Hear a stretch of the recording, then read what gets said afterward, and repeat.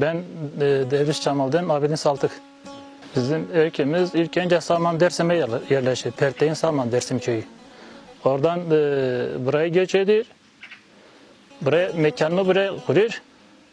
Burada Zemper ayında, yani Ocak ayıdır. Bizim en şiddetli kış ayıdır. Hayvanlarını buraya getiriyor, mekanını buraya kuruyor. Burada asasıyla doğumda her meşeye gögertip hayvanlarını o şekil bahara çıkarıyor. Buranın hikayesi budur. Bizim asıl ceddimiz Afyonkarahisar, İhsaniye Döyer beldesinde. Bizim Musa İsa'nın torunudur orada olan türbe. Mezarı biri Erzincan'da. Erzincan'da Bulmuş köyünde. Mezarın biri de buradadır ama ona ait mi, çocuğuna mı ait, ona mı ait, onu o kadarını yapamıyoruz yani tam net değil. Diğeri de Erzincan'da. Erzincan Bulmuş'ta. Biri de bizim köyde. Mezarın biri. Ama kendisi mi, çocuğu mu, onu tam yapamadı da. Burada 2018'de burada çalışmalar başlatıldı. Zaten bizim bu cemevi bağışlarla yapıldı. Sağ olsunlar. 2019'da açılışı yapıldı. İşte 2018'de temel atıldı. 2019'da açılışı yapıldı buranın.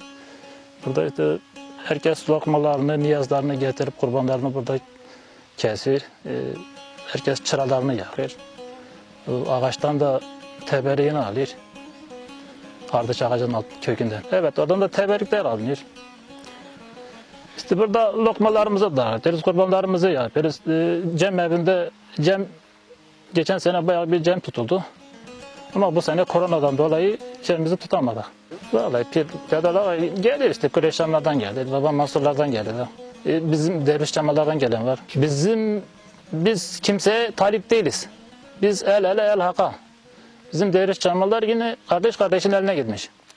Kardeş kardeşe hak demiş. Biz kimseye talip değiliz. Biz yine kendimize talibiz Derviş Cemal'lar olarak. Burada var, bizim bir ocak var burada. Onlar da yine bizim küçük kardeşimiz. Onlara Seyit Hasanlar diyorlar. Orada var zaten. Feşiller, hasta olanlar oraya gidip düzelip gelir yani. Oradaki o yeşil evliyeyi sürüp orada o tasında bir su içerlerdi. Ben de gittim yani bizzat, ben de feş geçtim Yusuf Elci. Rüyada gördüm. Rüyada bana dedi ki niyazını al, bir Selim Merdin ocağına git. Yani ben rüyamı aldım, niyazımı aldım, gittim, sabah kalktım. Aynı bu şekilde. Yani yüzde hiçbir pürüz kalmamıştı. Köyün içinde. Onlar bizim pirlerimizdir. Yani bizim dedelerimiz. Onlar da büyük kardeş, küçük kardeşin eline gitmiş. Zaten burada 4 kardeşiz. Biz Şıhkanlardır, Menteşenlerdir, Heskanlardır, bir de hacılardır, hacanlar. Bizim pirimiz de, rahberimiz de, mürşidimiz de içimizdedir yani. Biz başka bir ocağa hak dememişiz.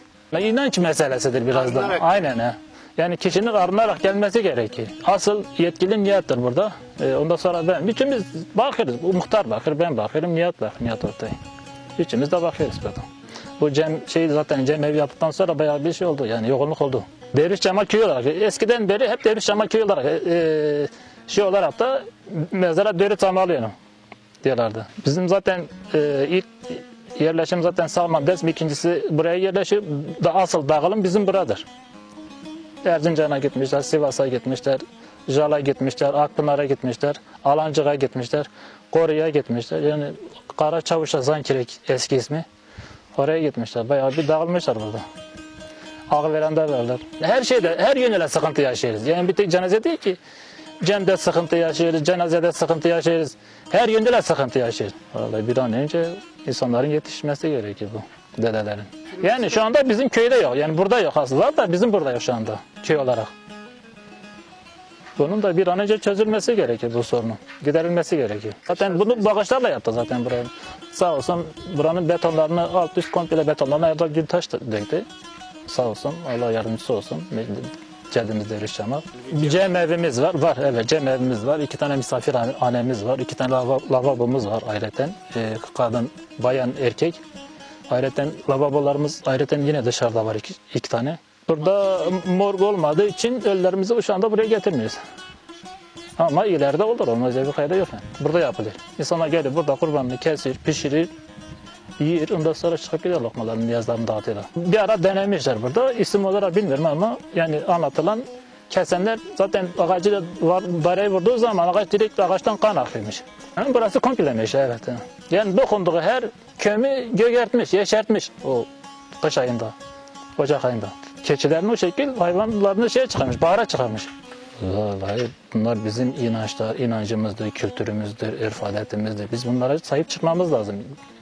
Biz olarak gençlerimiz olsun, yoluna sahip çıksınlar.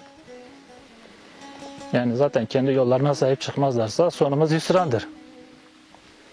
Ancak biz bir araya gelirsek bir şeylere sahip oluruz.